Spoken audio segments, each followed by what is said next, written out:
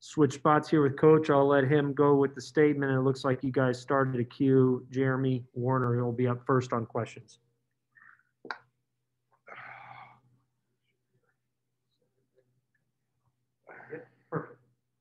Good morning. Yeah, Wisconsin, on to the next. They just continue to get easier in this league. Really proud of our guys after the Indiana game, a game which I really felt like we weren't extremely sharp. I was very disappointed in our first half defensively because we have been improving there drastically. And second half, we made those changes. We were much better. I'm excited. It was a game that was tough for Io. Io wasn't his normal self, and yet guys stepped into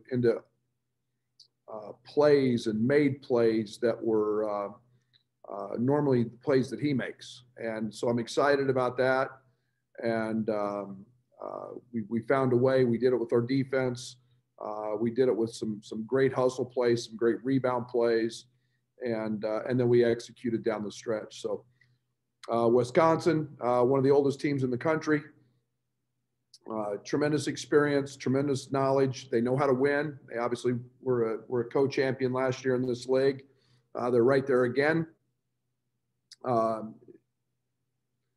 They hurt you in a lot of ways offensively. They can post you with their guards. They're big, step out and shoot it with Reavers and Potter. I'm a big fan of the Wall kid. He does so many things. He's really kind of turning into a point forward for them. Their bench, they're getting great production off their bench. Davis the other night comes in and is 4 of 4 from the three in 16 or 17 minutes. Anderson does a great job at the point for him. So like every other game in this league, it'll be a grinded out dogfight. They're great defensively and make you earn everything, and we'll have to be very sharp. Hey, Brad, I'm just wondering, because we're starting to see reports out, do you have any insight into the Michigan game, whether that's been officially postponed or not? No, nothing. Right now it's Wisconsin, it's Michigan next Tuesday until somebody else in the league says anything differently. That's the plan.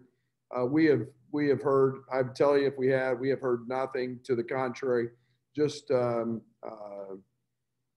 we're planning on playing. So until somebody tells us differently, and it's one game at a time, and it's COVID. So a lot of things happen day to day, and it's Wisconsin tomorrow.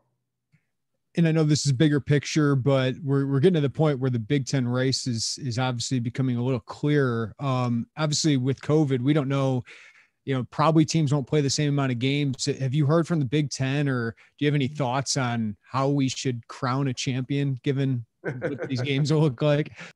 Well, I think the one thing that we spent a great deal of time, Jeremy, this summer talking about was that same situation.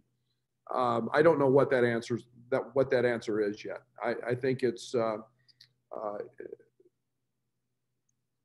we're going to have to wait and see. I don't know what lies ahead for Nebraska. What lies ahead? We've got 2 games left with Nebraska. We've got a game that's been postponed with Michigan State. Where Michigan's obviously fallen 3 or 4 games behind. I don't know what that looks like yet. I know we've got a lot of really smart people in our league office who are constantly generating league schedules and new league schedules. So we'll have to see at the end, Jeremy. I don't have a very good answer to that right now because I don't know anything. I understand. Thanks, Brad. Hey, Brad, with 4 starters shooting 39% or better from 3-point range and Wisconsin taking about 40% of its shots from 3, this stacks up to be kind of like the Ohio State game where you're going to have a tough time guarding taller guys at the perimeter. What's your plan? I'm not telling you that. So you can, put it on the media and let everybody know that. That wouldn't be very smart of me. No, they're a team that there's no secrets with them. They do what they do and they do it very well, and they do shoot it. It's a team that I think they're a little different than Ohio State in the fact that they've got a lot more size in Reavers and Potter. The problem Ohio State tends to give you is that they play, 4 or 5 guys like sizes. But Davidson and Trice are extremely experienced. There's no question you've got to take away what is 40% of their offense, and that's the 3-point line. You've got to make it very challenging for them. And because you've made Georgie available as the player for today, he's going to have a big role in tomorrow's game, as well as Jacob Grandison on the perimeter. Would you talk about that? Yeah, they've got a guard. They've got a guard out there. There's no doubt. And Georgie and Kofi and all those guys are very, very capable of it. Wisconsin does a great job of engaging the bigs in action through ball screens. Everybody talks about swing and this and that. They do a great job in their ball screen stuff. And you've got to guard them. And you don't do a great job guarding ball screens without your guards being tough as hell, fighting, competing to get over the screens, not get screened. And the better job they do, the easier it will make it for our bigs. Thanks, Brad. Hey, Brad, when we spoke with you on Monday, you said it was nice to kind of get back into maybe a more typical rhythm. I guess, what's kind of the difference where maybe you had, the game last Friday, then Tuesday, then Saturday, as opposed to when you were going 10 days, in between games? Well, Scott, we're a little more on the fly. You've always got to leave a little bit of room for, we went into that break not knowing if we were going to have a game. And so you're a little more unpredictable, unsettled, and here's why it's a little bit funny is, when things were normal, we would turn in a semester's worth of our practice days and our off days. And we had to do that per NCAA rule. And we had to have that all a semester in advance, know what our off day was. You have to give 24 hours notice if something changes.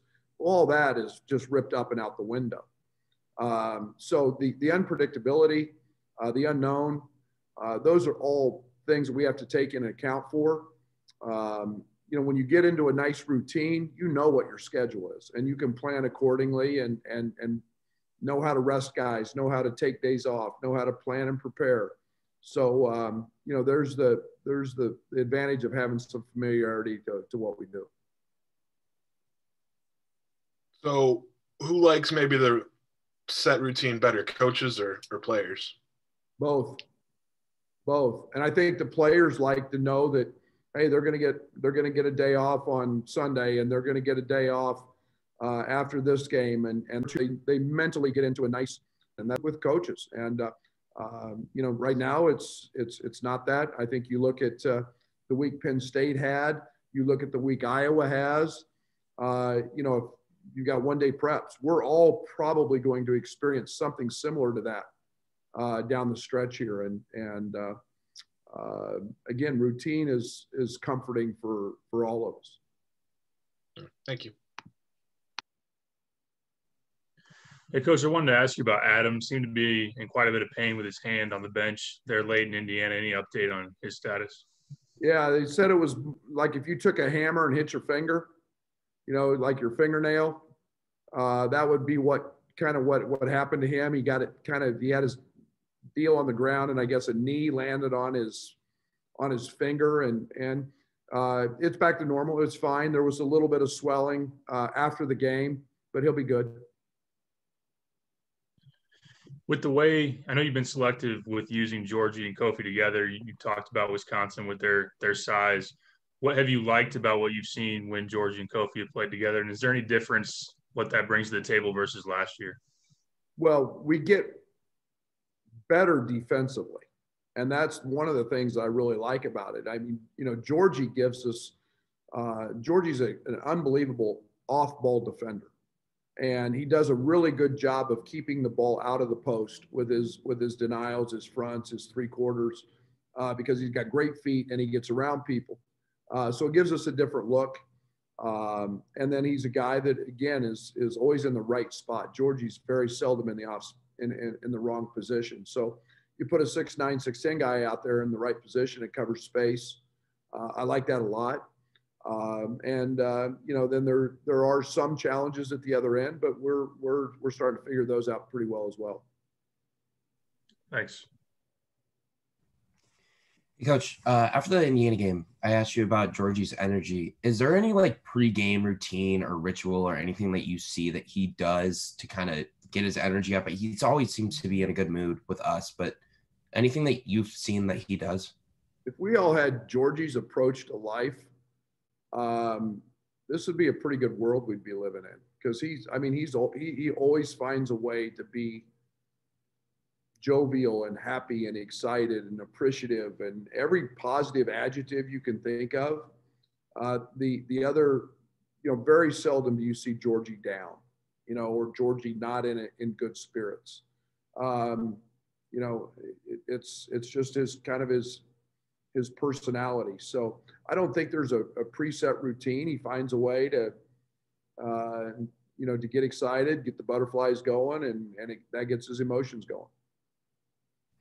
I know you are really appreciative of his personality, but when you think back to when you first met him, did you kind of take anything away from his personality that stuck with you or anything like that?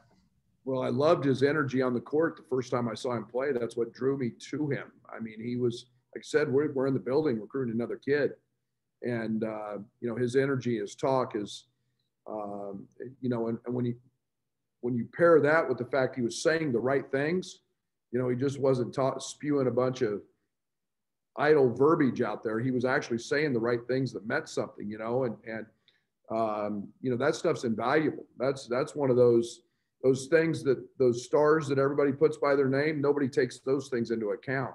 Those are things that are real issues for coaches, and we love. So, I've been drawn to Georgie since the first 3 minutes of the game I watched him. Thanks, Coach. I appreciate it. One more quick one on Georgie, Coach. I know it's not everything as a stat, but Georgie was plus 23 in about 16 minutes against Indiana. What could we read into that, if anything? That's really good. I mean, we pay a lot of attention to those numbers. We do not. I don't get overly excited about one game plus minuses. If you went back this year, you could probably find one the other way with G. And that's with every player, not just him. But we try to get, at least 5-game scenarios, 7-game scenarios, and look at them, their plus minus overall. And then we take that and we pair that with the lineups that are in and why were they successful? And we start looking at those lineups and then playing it out from there. Maybe this is our best defensive lineup. Maybe this works and why against this opponent. So, there's quite a bit of analysis that goes into it. But that's a huge number in those minutes in a game that was an overtime game. Cool. Thank you. Brad, I wanted to. Oops, sorry, Joey. I forgot you were ahead of me. I wanted to follow up on the Kofi Georgie pairing together, and when we've seen it, is there something you guys had to do as a coaching staff to make it work a little better on the floor? Or is it just a matter of those two spending more than the calendar year together and kind of understanding each other's games? It's probably a combination of both, Joey. I think one of the things that has helped us is has helped that lineup is actually playing smaller at times, because it's created a concept for other teams to have to guard us. And when you've got DeMonte shooting 60% and you've got Jacob as a legit threat, teams that space has helped Kofi. It's also helped us and helped Georgie, especially in terms of understanding what it takes at that spot. And it gives us a different look, and it gives us a different read. We're so good at the other. I think we're 6th or 7th in OER nationally. That when we go to Georgie, it's helped us. So it's a combination of both. They interact great together. But actually playing smaller has probably helped the big lineup as much as anything. And then I just wanted to touch base quickly. We haven't seen Coleman Hawkins in the last two. Is that matchup based, or is there an injury or anything going on with him? No injury. Just Coleman's doing fine. And I would expect him to play tomorrow. It's been a little more, the game the other night was really, really choppy. So there were a lot, of course, when you got 5 scores table issues, and you get long pauses and going to the table for this, you don't have to rest guys as much. And then, being an ESPN network game, you've got really, really long timeouts. So you don't have to get as deep into your bench sometimes, but he's been doing great, and we'll need him tomorrow. We'll need his size and his defense. Thanks, Brad. Hey, Brad.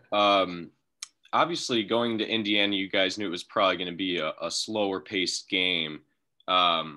But if I would have told you a couple months ago that you guys were going to shoot 36 or 38% and go to OT there, would you think that your team would have won, and why? I would, just because I know that's what we talk about all the time. I never count on offense. I never expect to score this or to shoot this. I hope we do, but the only thing I know I can control is our effort and then being as dialed in as we can to a scouting report. And that starts on the defensive end. And it's all we talk about. It's winning on the road when the ball doesn't go in. How are we going to do that? And the only way we're going to do that is with defense and grit and toughness. And that's why I'm really, really proud of that win, because I think we didn't play very well. In terms of especially the first half, but we were gritty and we were tough and we made the plays at both ends when we needed to. And then, obviously this team is shooting a little better than last season's team as well, but I'm not sure, looking at you guys, what has changed. Do you think you guys are creating better shots, or do you think it's more of players taking some steps in their own personal games? Oh, there's no doubt. I mean, I can show you the growth in everybody's game. I mean, it's a tribute to our players. It's a tribute to our coaches and the job that they do helping guys get better. I mean, everybody's numbers are up and improved. That just doesn't happen by, sitting on your couch playing, 2K or whatever. You get your butt in the gym and work, and that's what that's our whole program. Our program's development. They're bigger, they're stronger, they're faster. Their body weights are where they should be. Their games are better. So that's what we do here. We take a lot of pride in getting guys better. Thanks, Brad. Hey, Brad, I wanted to ask you a little bit. I know you talked a lot about the 7:30 a.m. COVID update. How exactly do you get word? And like I've had myself have had a COVID test, my wife, my daughters. I mean, the anxiety I feel when the results are out there is crazy. How do you handle it every day, waiting for that 7:30 a.m.? Maybe you're giving me a tip, but how do you do it? Yeah, prayer. I mean, it's hard. It is the most uneasy time of my day.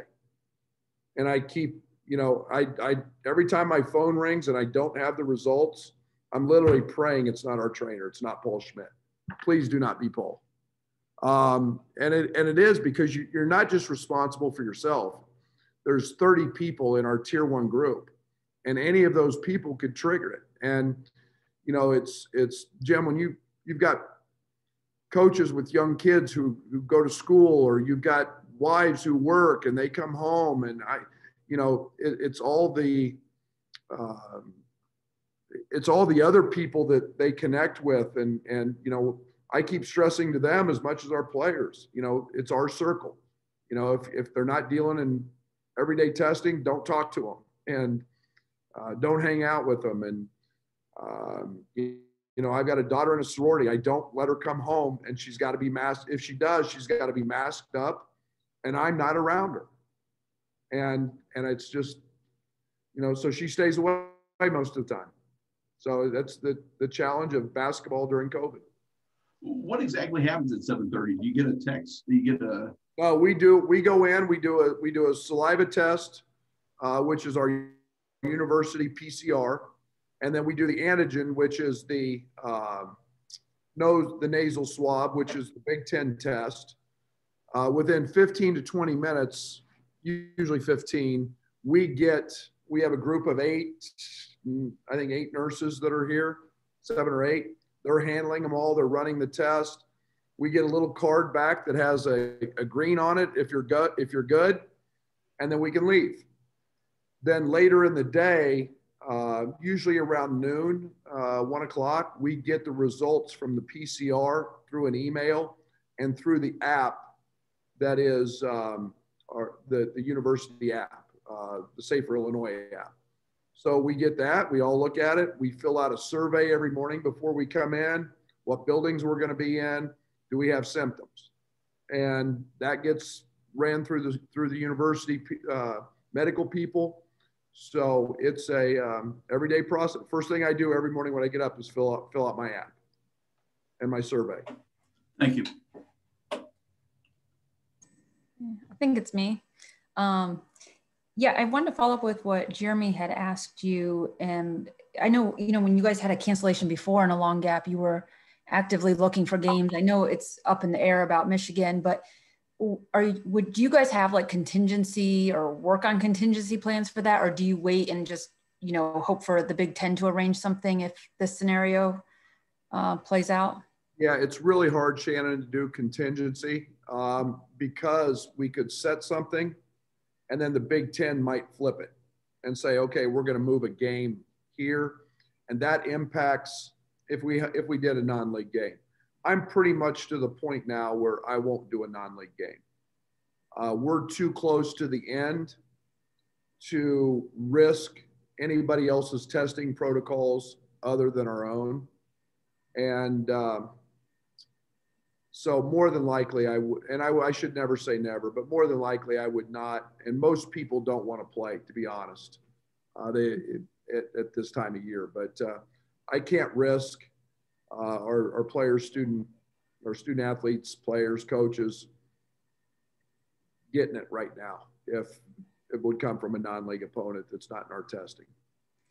And then I also wanted to ask you, I know this is coming up, a home game, but I remember talking to you and you mentioning during the non-conference portion, just some of the things you were thinking about with travel, during the pandemic and playing. And I'm just wondering, what has been the hardest part about traveling right now?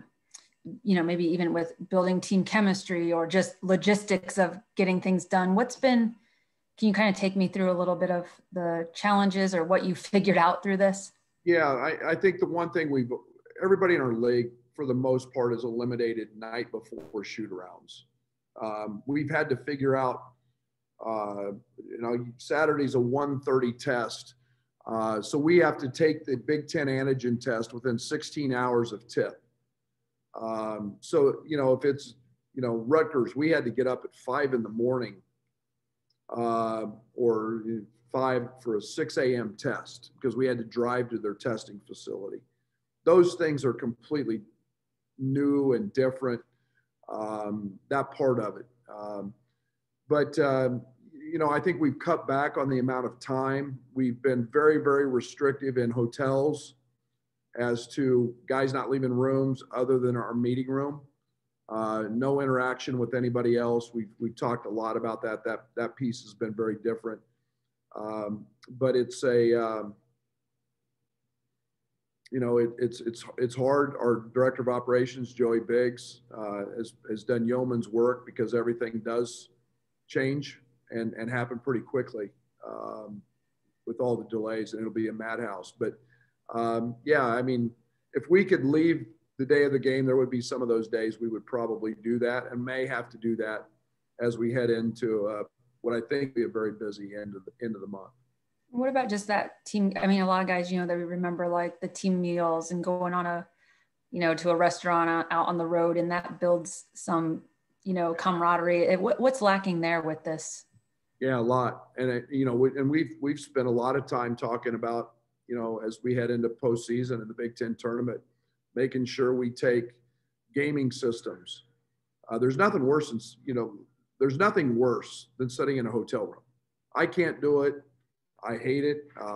And you've got a 9 o'clock game Eastern time. That's a long day.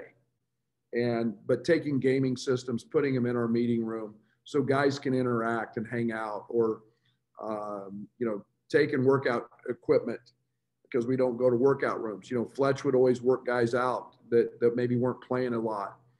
That stuff, we don't go to workout rooms. So, all this stuff may have to go to the Big Ten tournament and postseason tournament, may have to travel with us and try to do those things, because it does get really challenging to create those interactions. I've noticed our guys sit in the pregame meals a lot, and our meals a lot longer now than they do in the past. They used to kind of, get up and eat and do their deal. Now they all kind of hanging around because they want that interaction. Thanks a lot. Hey, Brad, circling back to Wisconsin, what kind of problems does Micah Potter give you guys as an opposing player? Good athlete, length, and a really good perimeter shooter. And, here's a guy that stretches the floor, and he can score on the block. And so he's not just a one-hit wonder. He's a guy that has tremendous skills, and he's got a little bounce to him. And he presents himself quite nice offensively. So he's a handful. Thanks, Brad.